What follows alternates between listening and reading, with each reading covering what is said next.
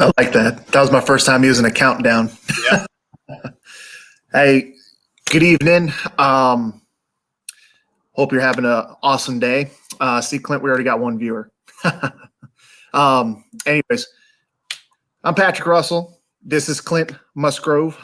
To my left, your right, however you're looking at the screen.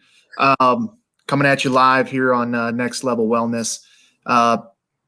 What we like to do here in this community, this group, is we're trying to build a community where we're just uplifting everybody and we're enriching people's lives. And we do that by giving free value to you. And whatever it is that you got going on, drop a comment. Let us know what you want us to talk about. If you have any questions, what have you, we'll do our best to get them answered for you. Couple quick announcements coming up. We do have an 11-day challenge coming up next month. So at the beginning of every month, we do at the beginning of every month, I try to do with people an 11-day, we call it an 11-day reset. So basically the first 2 weeks of the month, basically just try to crush some fitness goals, right?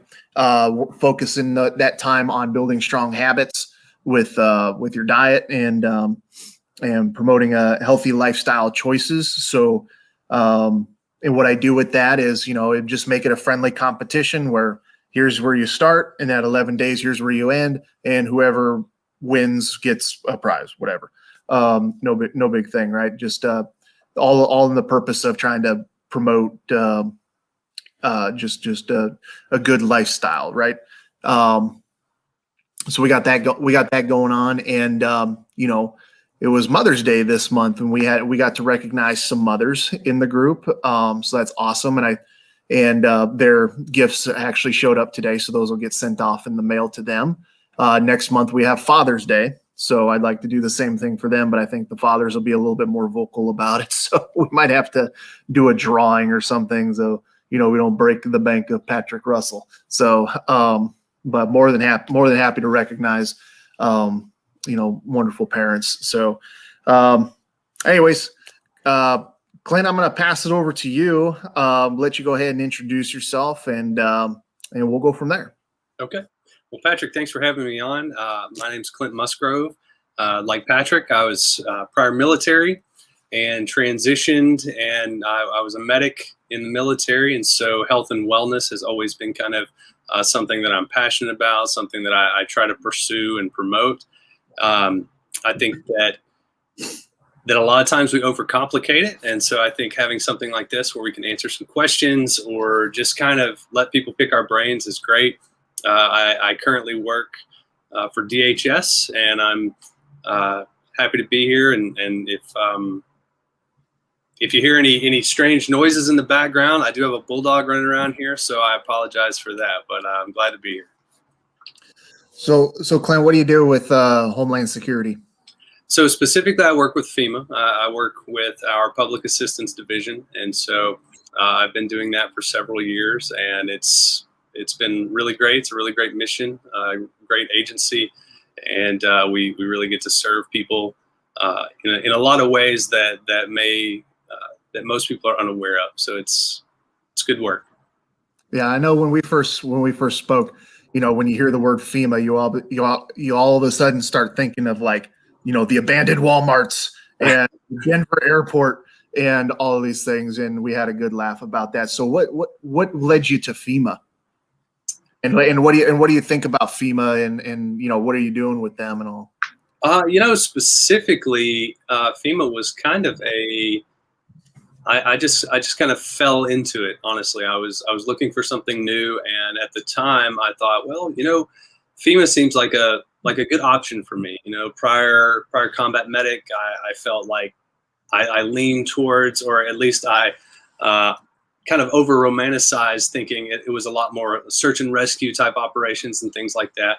And we certainly do have those capabilities, but for me getting in there and being more on the administrative side, it's a lot more. We operate a lot more as a financial institution, and so just ensuring that people can get the financial reimbursement or support that they need in the wake of these disasters, and specifically for me, assisting with critical infrastructure. So. Okay. You're down in Texas. Did you guys have a large role in this past winter with everything that was going on? Absolutely. Absolutely. Yeah. I assume so. It's been very busy. Yeah. Yeah. I didn't realize the financial aspect of it, but I guess that makes sense, trying to rebuild the lives and anything. So anyways, you live down in Texas. How long have you lived down there? Oh man, we've been down here since, I guess I got out of the Army in 2013, and so we transitioned and moved over to DFW. It just seemed like a good spot. Texas is super veteran friendly, and so we just thought that this was a good spot to kind of plant down, go back to school, and figure out some next steps. And we just love it here, so we stuck around, put down some roots. I got you. I dig it. Now, if I remember correctly, you're into Stoicism. Yeah. And I think that's kind of fascinating, because I think today, in our society, we're kind of we go in multiple different directions, of course, and we have those people who who gravitate towards that more Stoicism, that because it's like noble and all that stuff, and then you have like people who are more I don't know how to describe, more they're more like sacrificial, I guess. I don't know, can you kind of go over that a little bit? So I should give the disclaimer, I'm by no means an expert on it. It's something that I'm not either. Try to apply in my own life just for my own selfish benefit. No, so Stoicism is, there's a lot of really great books out there if you're wanting to learn more about it and kind of what it is. I think a lot of people think when they think of Stoicism, I've heard a couple of people make jokes about like the Vulcans, from Star Trek or something. These kind of emotionless beings that just kind of, emotion is a weakness sort of thing. And it certainly couldn't be farther from the truth. But a couple of books I would recommend is How to Think Like a Roman Emperor by Professor Donald Robertson. He's a psychologist or psychotherapist out of Scotland. Of course, Meditations by Marcus Aurelius, and the Daily Stoic by Ryan Holiday is really great, really easy read. If somebody wants to just jump into it, it almost reads like a journal or a devotional, and so you have something every day, that you can jump into. And it's more about mindset, and just kind of one of the principal factors of Stoicism is that, the only thing that we can control in this world is our own reason, our own, how we view things, right? So we can't control our circumstances, but we can control how we react to them, right? And so in a world that's so fast paced and everybody's so kind of just all over the place, we're being pulled in 1,000 different directions, right? And so, Seneca or Epictetus, these guys that were prolific Stoics, they would basically say that, you're giving your mind away. If somebody tried to come and like physically pull you in 100 different directions, you would defend yourself. But you don't do that with your social media or your politics or all these other things that just make up your day, that you allow to stress you out and kind of control your emotional state. And they have nothing to do with you, and you have no control over them. You can't change any of that.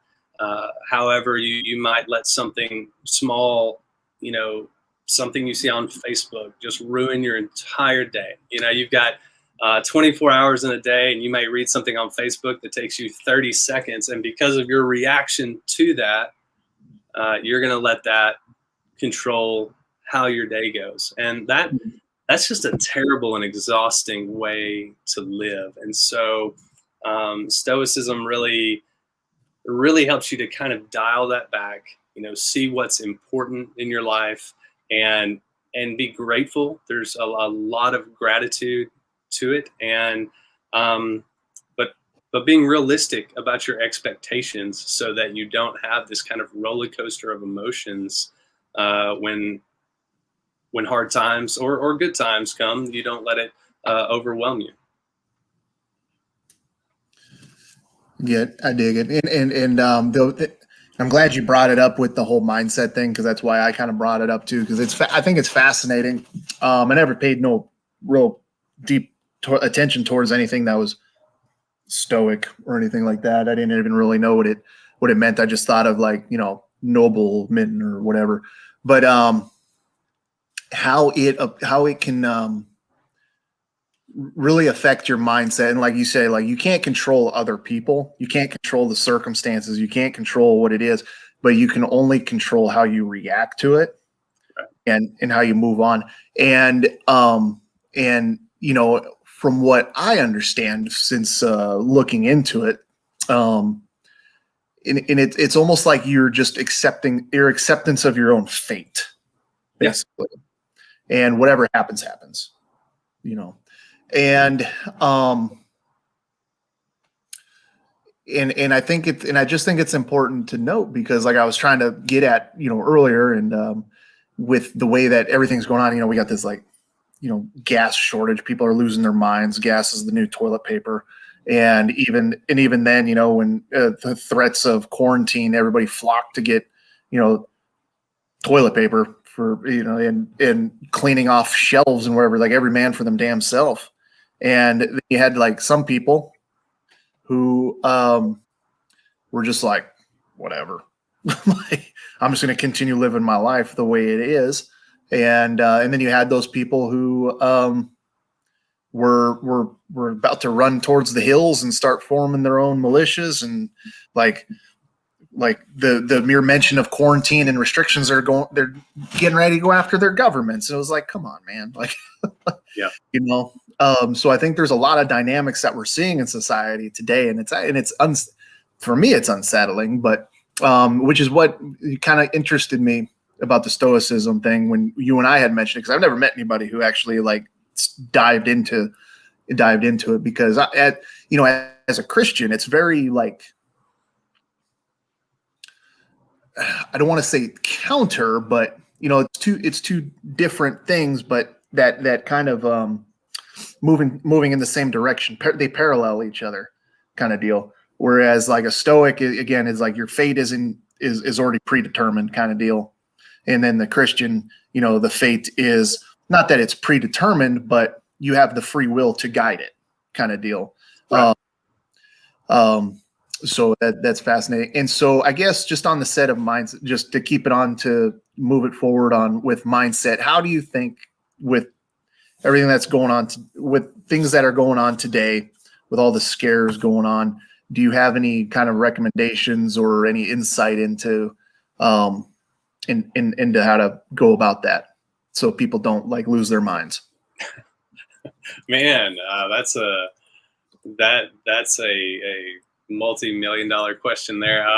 So I should say, so that Stoicism is not kind of a or any type of Stoic belief, I would say, is not.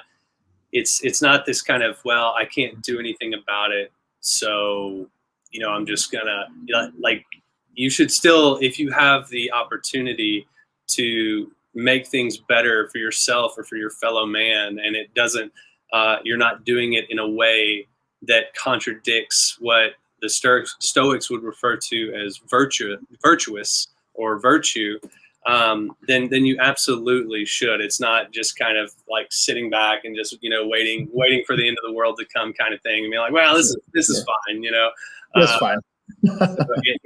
It's certainly, I think it can certainly coexist with any faith, specifically with Christian faith. It can certainly coexist, and a lot of the ideals and things in Stoicism and within that belief structure are, about the betterment of fellow man, and just a lot of things. It's just nothing in excess, right? You don't want to You don't want to excessively lean on your emotions. You don't want to excessively do anything, good or bad. Again, anything in excess can be harmful to you. And so, Yeah.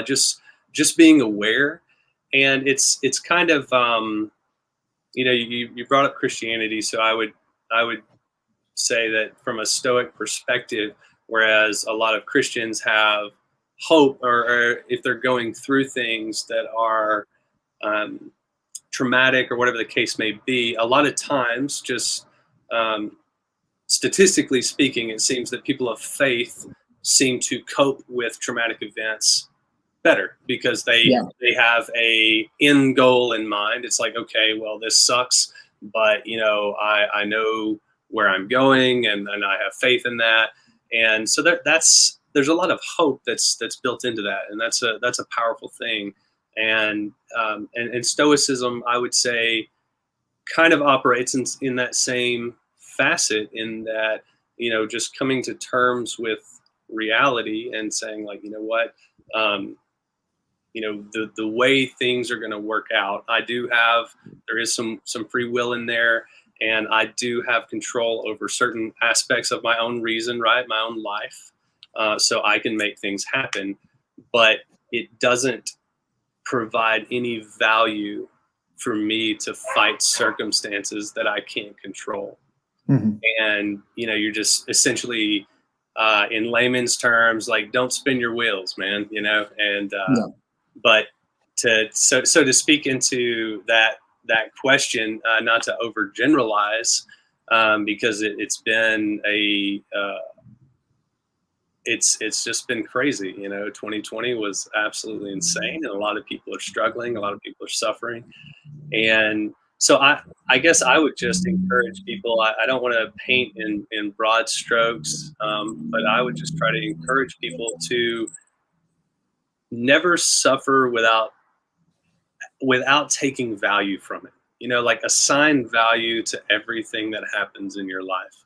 And Yeah. so, whatever you're walking through, whatever you're dealing with, um, you know, no, regardless of the circumstances and how terrible it may be, you're still here, and you can still use that to better focus your life, to better focus the lives of others.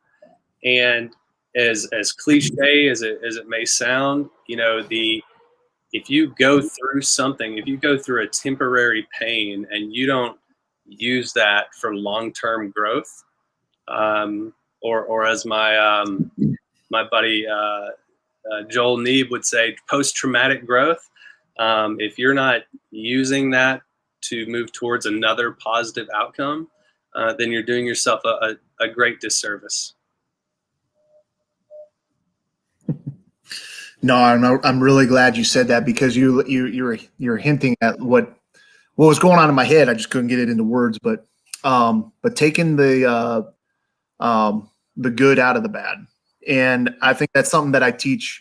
Well, I say teach, whatever. I'm not a teacher or whatever, but people ask me and they talk to me, and I say, look, like, every situation you're going through, whether good, whether it be bad, okay, there's always that silver lining. And I know that's easy to say when you're armchair quarterbacking someone else's situation, but you're a combat medic. I was Green Beret. Like, we've had our fair share of bad situations, right? And we've all, I talk about, I have to crush my demons every morning, just so I can get going. But anyways, the value that have been taken from every situation has molded us to where we are today. Yep. And it took a lot of years for me to come to terms with it. But I realized, we spoke before, once you realize your identity, once you define who you are and what makes you you, then you understand why you are the way you are. So, like, for example, um, uh, I like helping people. I like helping people. I like doing things like this. I like meeting people. I like Be like, hey, what do you have to offer the world? And let's give it to the world, right? Let's give it to the world because someone out there might need it. Yeah. Someone out there might need to hear this. It might be tomorrow, it might be next month, it might be next year. But let's just put it out there let's put it on the table and see what happens, right? And so, not everybody, but people generally gravitate toward, how do they define success? Well, they define success by how much money they make, their status symbols, their whatever it is to elevate them in the hierarchy of society, right? That's that's when people say success, that's what they immediately think is where are you at in the pyramid scheme of life, right? Versus, I think, once you have that kind of realization, whether it's Stoicism, Christianity, Buddhism, what have you, and you recognize that, we have everything that we need already. And status, and when we measure ourselves against this immeasurable bar that's always going to be way too high, right? We're never going to fully achieve what we set ourselves out for, because we're trying to fill a void with immaterial, with invaluable objects. And I was actually listening to Simon Sinek today, and he was talking about dopamine. And he said that's why dopamine is so dangerous, because you're going to always find something that gives you that quick high, that quick fix, right? Whether it's drugs, alcohol, working out, sex, whatever. You're always going to find that. You're always going to chase that high. And so when you, not that that's a bad thing, right? Because dopamine is good, but like when you're going after those 50-meter targets, but you're always chasing after, like, well, I'll have success when I get that Lamborghini. Well, then you get the Lamborghini and you're like, well, now what? And then, well, now I need a bigger house. Well, now you got a bigger house. Well, you're never satisfied is the point. And you're always going to chase that because it's a high. But if you replace those highs with things that are actually like valuable to you, and recognizing that you have everything that you already need already in your possession, within arm's reach to give value to somebody else, then you're going to chase those highs, but you're always going to be satisfied, kind of deal. It's kind of like my mentality with it, is that I think people overcomplicate life. And when you don't overcomplicate it and you realize that I have everything that I need, then we can be content with it. And then when we're content with it, then we're satisfied with ourselves. Then we realize that then we see the opportunities that are before us. And when we see the opportunities that are before us and we've defined who we are in our identity, then we're able to seize those opportunities because that's who we are, right? And we take our passions and our joys and everything, we share them with other people, and you take care of the people and everything else follows. Kind of what I've gotten out of this thing we call life after 4 near-death experiences. But anyways, I hope that made sense in absolutely the smallest form. Absolutely. I think there's a lot to be said about contentment. I think that I agree with you that a lot of people overcomplicate things, and we chase. So we're trying to figure out what the barometer for happiness is, right? And people have written all, just libraries full of books about it, and what makes you happy, and what should make you happy, and all these things. And everybody's got their opinions, and everyone wants to tell you what should make you happy, right? And so that's one of the reasons that social media is just such a beatdown for people, right? Because I don't remember who said it. I'm sure somebody will get it, but that comparison is the death of joy, right? And so everybody gets on social media and they want to compare, and like, oh well, so and so is younger than me, but they have more things than me, or this or that. And to your point, I think when people are okay, whether it's relationally, whether it's materialistically, like once you become okay with where you're at, you'd be surprised, and at those things just sort of show up, right? So you probably know a dozen people who were struggling in their relationships and were like, you know what, I'm done dealing with relationships. And then, they're like, I'm just going to do my own thing. And like a month later, they meet their soulmate or whatever the case may be. And so, but speaking specifically in terms of happiness in regards to professional growth and things like that, we put so much emphasis on this one point, instead of having more points of contact. I try to explain it to people, if you want to be in balance, you want to have three points of contact or whatever the case may be. Well, think of your life in that same way, right? So you've got your job and you've got all these other things that can make you happy. And now there's lots of people that their job, they bring it, again, this kind of comes back to that mindset. It kind of comes back to, controlling things within your own reason. And there's lots of people that are unhappy in what they do. And so they allow that to affect their happiness in all the other facets of their life. And so they'll tell you that they're miserable. It's like, well, how's your marriage doing? Well, we're fine. How are your kids? They're good. What's going on? Well, my job sucks. And, and that kind of spills into everything else. And so I kind of segued here, but the point I'm making is that, choosing that happiness mindset and having those anchor points, these circumstances are temporary.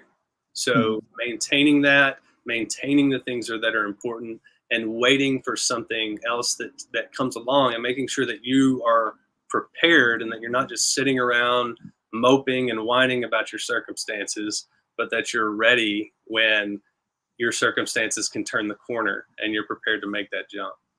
If I that may have been a little bit too much rambling, but you get where No, it was perfect, because it jogged it jogged something that I want to expand on what you're saying.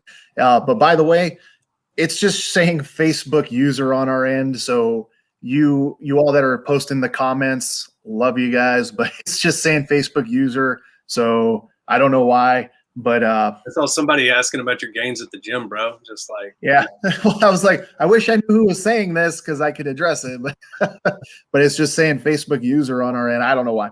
But anyways, so going off of what you were just saying, the happy mindset. Okay. Zig Ziglar, are you familiar with who Zig Ziglar is? I am, yeah. Okay. So for those who don't know Zig Ziglar, he's like this philosophical business guru, right? Mindset guru. He's the one who he coins phrases like, money isn't everything, but it's like right up there next to breathing, kind of those kind of funny little quips, but brilliant guy up there with Jim Rohn and Bob Proctor and all those other guys, right? But anyway, Zig Ziglar, he talked about where this lady comes up to him, right? Just like super angry and super like distraught, right? Talking about, I hate my job. I hate this. I hate everybody. I hate everything. And I'm just going to quit, right?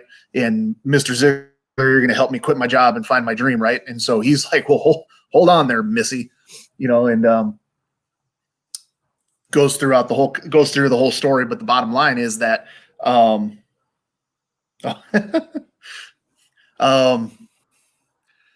anyways, the guy just texted me who he is. So not throwing you off your game, huh? Yeah, you railed me. Anyways, so anybody who has that mindset, what he did for this lady, okay, is he told her to take a piece of paper, right? So anybody out there who's like, the moment they wake up in the morning, they're like, oh, my life sucks, right? I hate my job. I hate this or whatever. Write down 10 to 20 things that you like about your job, about your circumstances, about your life, right? I like that my job, I like that I get paid. I like that I have security. I like that I have, a retirement plan. I like that I have a roof over my head, yada, yada, yada, yada, right? Yeah. And then once you get all of those down, you're going to swap out that word like, and you're going to say, and you're going to switch it with the word love. And you're going to go into the bathroom and you're going to look at yourself in the eyes, in the mirror, and you're going to express with conviction, right? You're going to express with conviction that I love that I get paid. I love that I have a roof over my head. I love that I have a retirement plan. I love that I have a vacation, et cetera, right? And when you do that enough times, you're going to speak it you're going to speak it into existence. You're going to speak it, that mindset, and it's going to shift you from always looking at the gloom and doom of life. And this can apply to everything. It's focus. It's going to reshift your focus from seeing all the doom and gloom going on out there. And it's going to refocus it to seeing all of the joy and all of the happiness and all of the art in the world. Because I mean, like, because once you see that, it's like a game changer. Yeah. When it came, when I realized it was like, wow, there's just so much beauty in the world, just so much opportunity out there. And it's like frustrating when people don't, because it's like, why won't you see? And, but anyways, so I wanted to expand on that, with Zig Ziglar. So look that up. I think a lot of folks, obviously we're talking about perspective, right? People need a healthy dose of perspective, right? So when they go and they, do things like join the military and go overseas, and you see how the rest of the world lives, a 9 to 5 doesn't seem that bad, right? And so I don't want to discourage anyone from moving forward. Quite the contrary. But the thing that I found that's surprising is, you talk to a lot of folks that are kind of in this bubble. They're unhappy, but they're unwilling to take action, right? I talk to people all the time, and it's like, just why don't you just apply for that job? Oh, I'm not qualified for that. I've seen this a lot lately, and actually, we talked to some of the guys last week about, like, don't self-select, right? Don't, or Sports Reference will go with Gretzky. You miss 100% of the shots you don't take, and so you have folks that they're unhappy. They're very vocal about being unhappy, but they won't necessarily take the steps in a different direction. And I get it. It can be scary stuff, and some people don't want to take those steps. But I can be almost a little bit too pragmatic, and I think people are like, all right, nerd, because I like to break things into numbers and stuff, just because it's an easy visual, and so kind of in my head, it's like you were saying, all these things, I like these things, or I love these things. And when you start adding those up, you see that those things take up a much larger percentage of your life than the things that you don't like, right? So technically, I'm only 17.3% unhappy. The rest of it's all good. But I think that's a great point. Yeah, and people spend 90% of the thing, they neglect the other 90%, and they let the 10% just ruin their day. Absolutely. And and that was another point. People are really good at taking step number one, but not step number two. And step number one is you recognize what's going on, and step number two is, you do something about it.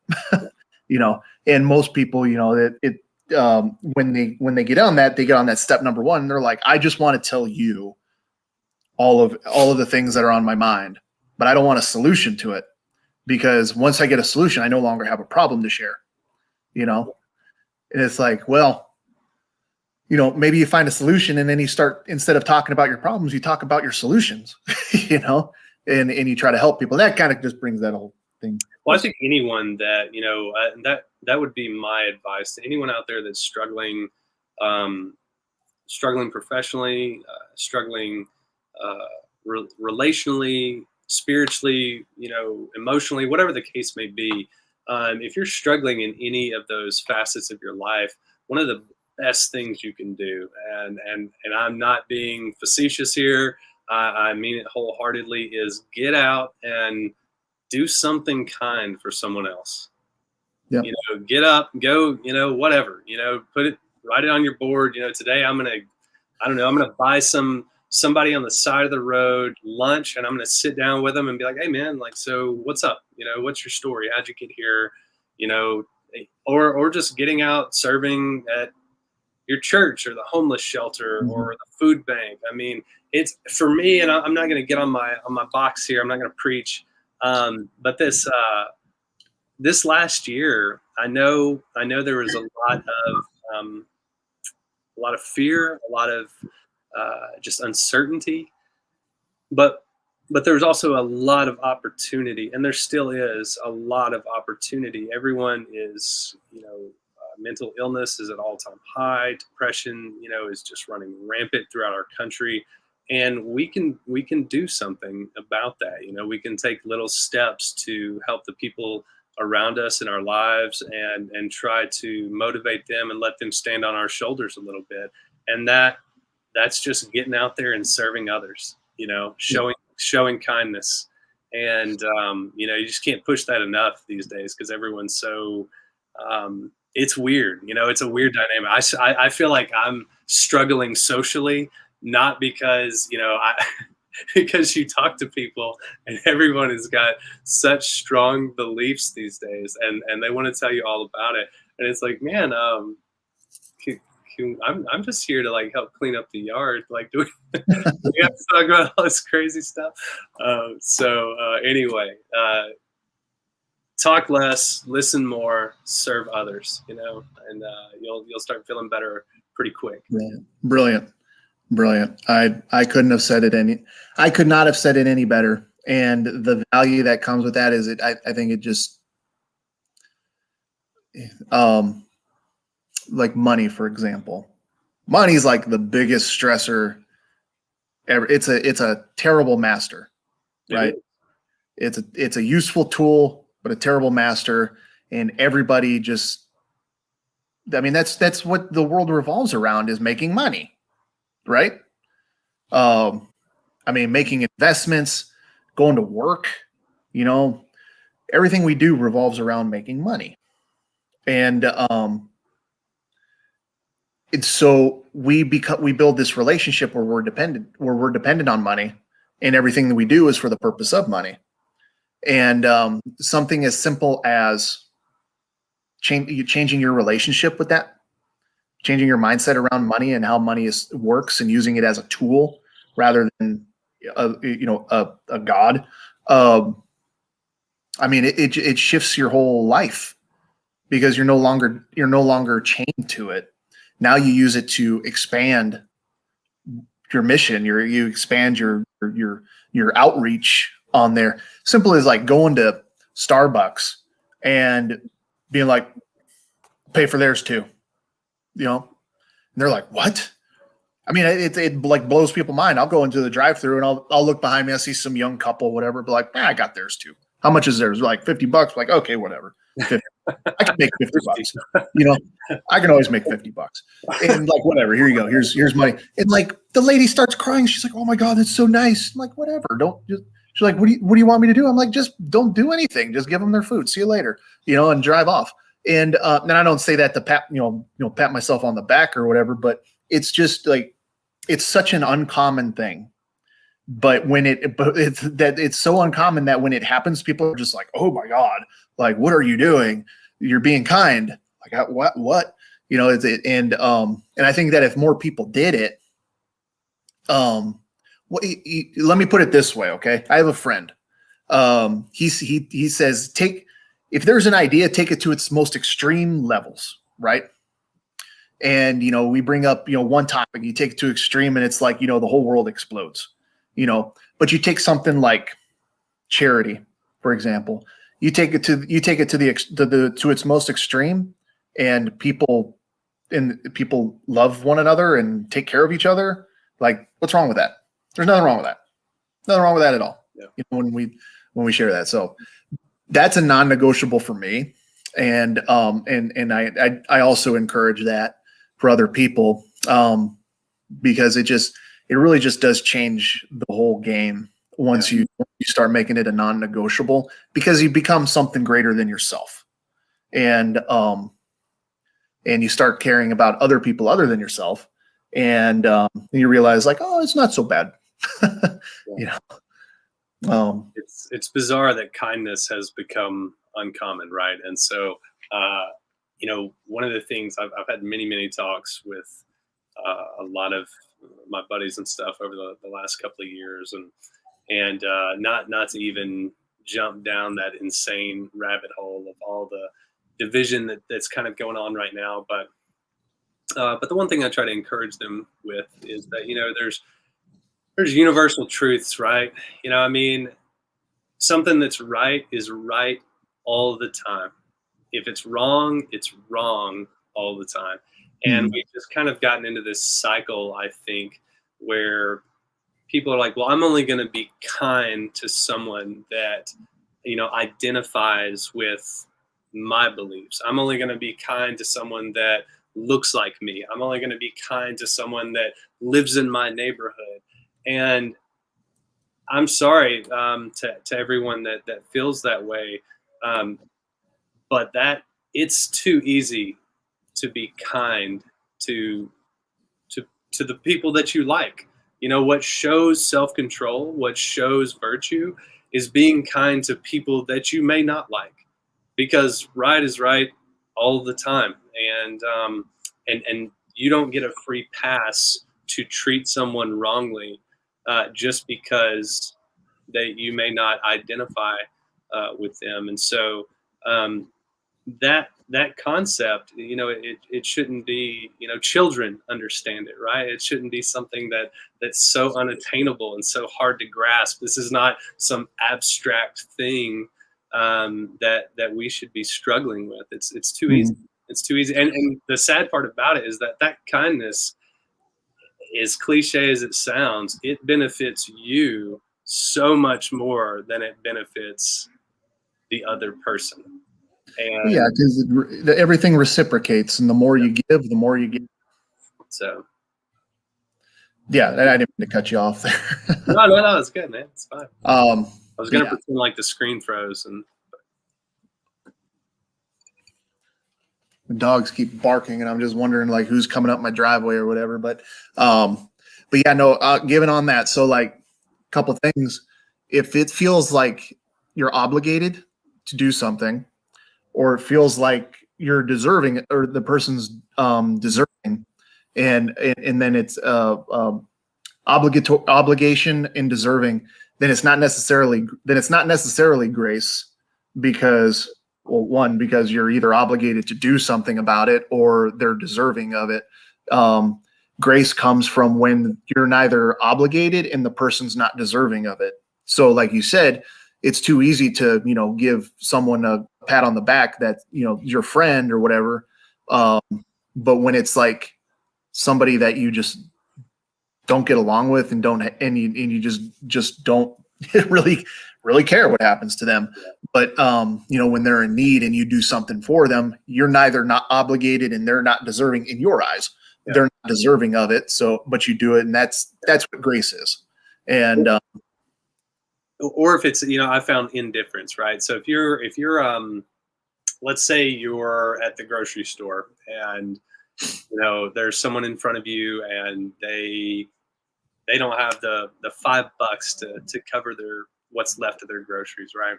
Well, if your first thought is something negative about that human being, then that's something that you need to work on. You need to work on you, because regardless of their circumstances, it doesn't matter who they are, what they've done. Kindness should not be caged by perception. And so, but that a lot of times that happens, like people actually talk themselves out of being kind because they just make up some bullshit, about some person that they saw and think like, oh, well, that person's, you hear it all the time with like homeless people. They're just going to go spend it on, drugs or alcohol or whatever the case may be. And that may be true. But that's still an opportunity for you to throw them a little lifeline, and that kindness enough of those kind acts may just pull them out of whatever dark hole they found themselves in. Yeah. And again, you don't need to overcomplicate it. I mean, you don't have to give that. If you're worried about them buying drugs and alcohol, go to Little Caesars and get a pizza and be like, "Hey, you hungry? Here's a pizza." I've done that. Yeah. Take and bake. I go make $5, like no big deal. Bread, man. Looking for food, whatever. Like, here's a pizza. Have fun. And you don't need to we definitely don't need to overcomplicate it. Just do something about it. But I knew like bringing you in on this, like we'd go down some rabbit hole, and I think we have a valuable conversation. I knew that was going to Somebody's probably like, man, they're just beating this kindness thing to death, guys. I know. Like, well, we started off and we're like, so like, what's up with you? And then we found this rabbit hole and we just went with it. Segue.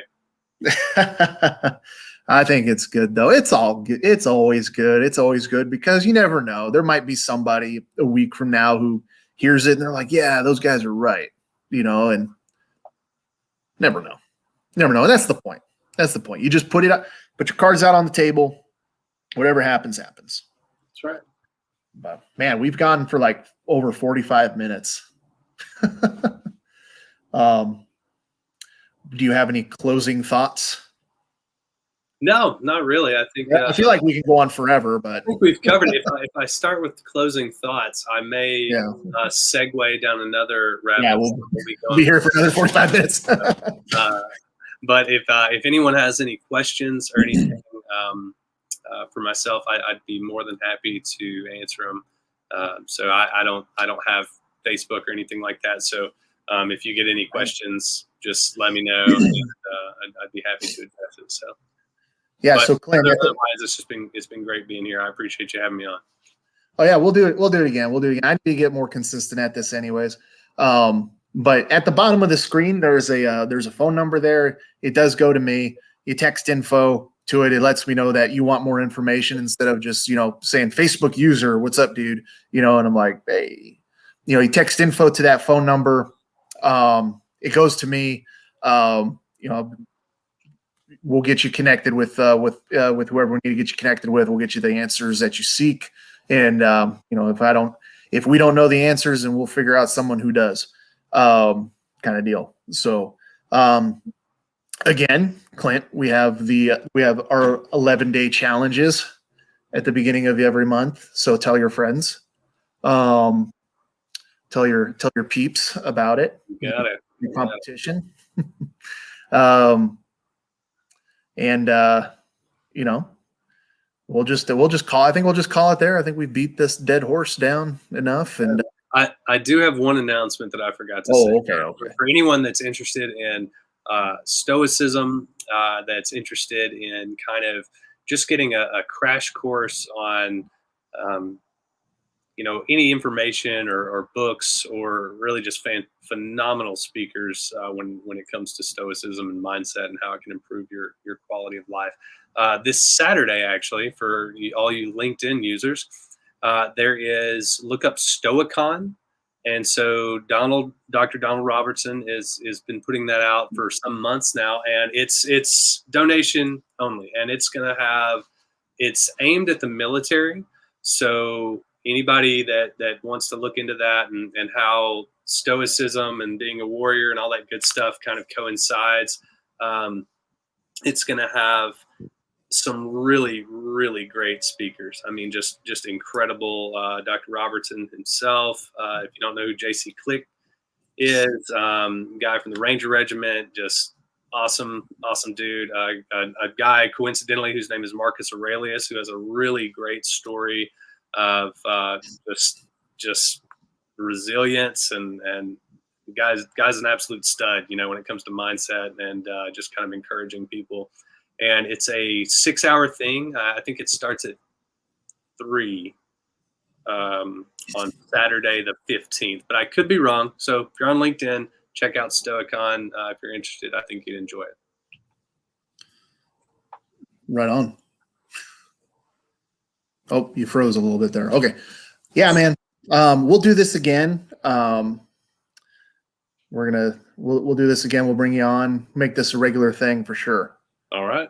Sounds good. All right. Well, stand by. I'm gonna kill the feed, and then we'll chat for a little bit. You got it. All right. Good night, everybody. End broadcast.